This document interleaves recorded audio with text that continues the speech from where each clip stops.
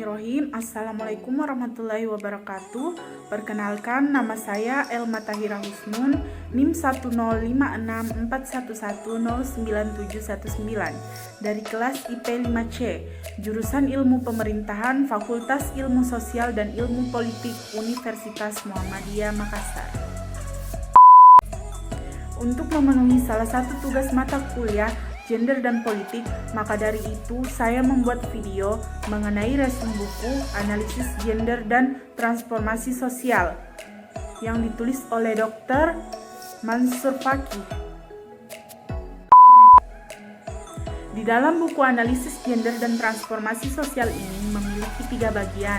Bagian pertama yaitu memiliki inti pokok mengenai analisis gender dan ketidakadilan yang menjelaskan tentang konsep terpenting yang perlu dipahami dalam rangka membahas masalah kaum perempuan adalah membedakan antara konsep seks dan konsep gender. Pemahaman pembedaan konsep gender sangatlah diperlukan dalam melakukan analisis untuk memahami persoalan-persoalan ketidakadilan sosial yang menimpa kaum perempuan. Perlu diungkapkan bahwa pemahaman atas pengertian gender dalam bagian pertama ini sangat penting bagi pembaca sebelum membahas bagian selanjutnya, karena pengertian gender menjadi kata kunci bagi berbagai uraian dan analisis dalam bagian berikutnya. Dengan kata lain, ketidaksepakatan dan ketidaksepemahaman atas apa yang dimaksud tentang gender akan mengakibatkan terjadinya kemungkinan kekeliruan dan kesulitan memahami uraian-uraian selanjutnya. Manifestasi ketidakadilan gender ini telah mengakar mulai dari dalam keyakinan diri masing-masing orang, keluarga, hingga pada tingkat negara yang bersifat global. 2. Diskursus pembangunan dan nasib kaum perempuan yang menjelaskan mengenai analisis kritis tentang bagaimana ketidakadilan gender dan ketidakpekaan terhadap masalah gender telah mempengaruhi berbagai ideologi besar seperti teori-teori ilmu sosial tentang pembangunan.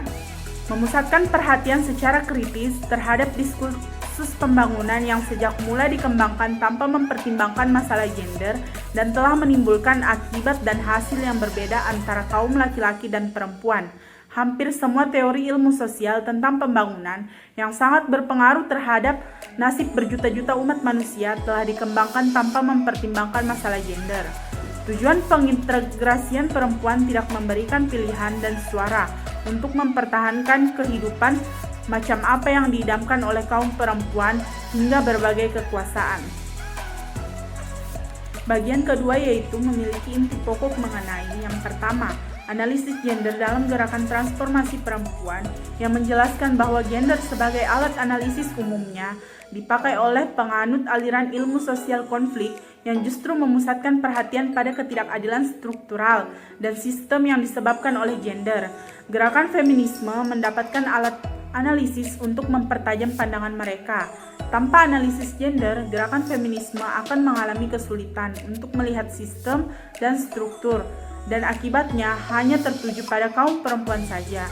Tanpa analisis gender, gerakan feminisme akan menjadi reduksionisme, di mana lebih memusatkan perhatian kepada kaum perempuan dan akan mengabaikan faktor sistem dan struktur. Akibat gerakan feminisme tidak akan terisolasi dari seluruh gerakan sosial ke arah transformasi sosial. Dengan kata lain, analisis gender telah memungkinkan gerakan feminisme dan gerakan-gerakan lain melakukan analisis dan pemecahan masalah bersama-sama.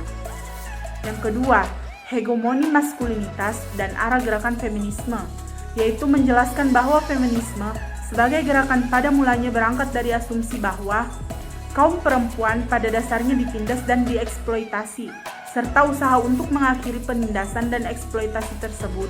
Meskipun terjadi perbedaan antara feminis mengenai apa, mengapa, dan bagaimana penindasan dan eksploitasi itu terjadi, namun mereka sepaham bahwa hakikat perjuangan feminis adalah demi kebersamaan dan martabat dan kebebasan mengontrol raga dan kehidupan, baik di dalam maupun di luar rumah. Maka perlawanan terhadap gerakan-gerakan feminisme akan semakin kuat di masa mendatang.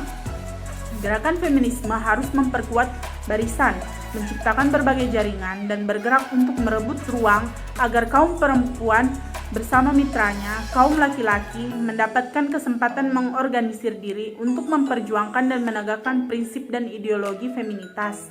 Tampaknya, tampak kembali akan semakin jauh dari perjuangan mewujudkan dunia tanpa eksploitasi, dominasi, hegemoni, dan penindasan.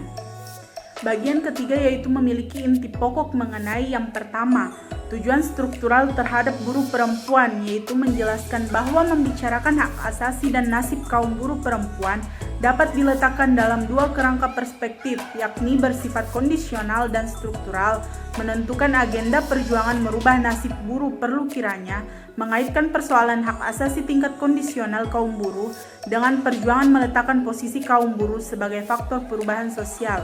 Perjuangan hak asasi merubah kondisi kaum buruh berkenaan dengan batas upah minimum kaum buruh, kondisi fisik dan jaminan kerja dan sosial sangatlah penting. Usaha selangkah menuju perubahan posisi struktural kaum buruh, yakni dengan penghasilan nilai lebih menjadi penikmat, nilai lebih yang dihasilkan terjalani. Yang kedua, analisis gender dan tafsir agama, menjelaskan bahwa gerakan feminisme telah banyak membuktikan minimal menyumbangkan inspirasi pemikiran, bahkan pemahaman terhadap terciptanya dunia yang lebih baik dan lebih adil.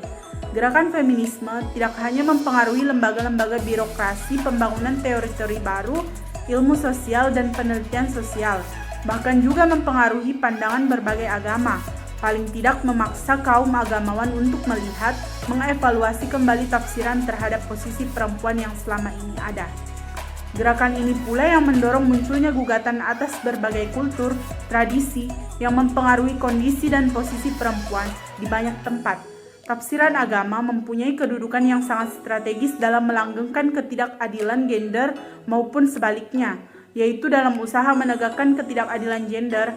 Untuk itu diperlukan suatu pengkajian ulang terhadap keseluruhan tafsir agama dan implikasinya terhadap ajaran dan perilaku keagamaan.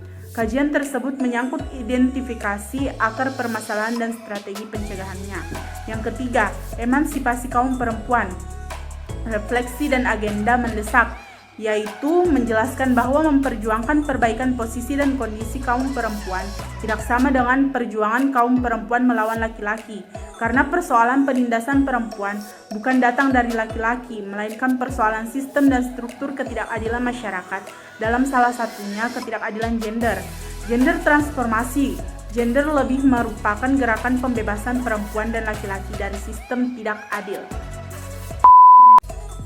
Mungkin itu yang dapat saya sampaikan, lebih dan kurangnya mohon dimaafkan. Billahi fisabilil haq, fastabiqul khairat. Wassalamualaikum warahmatullahi wabarakatuh. Terima kasih.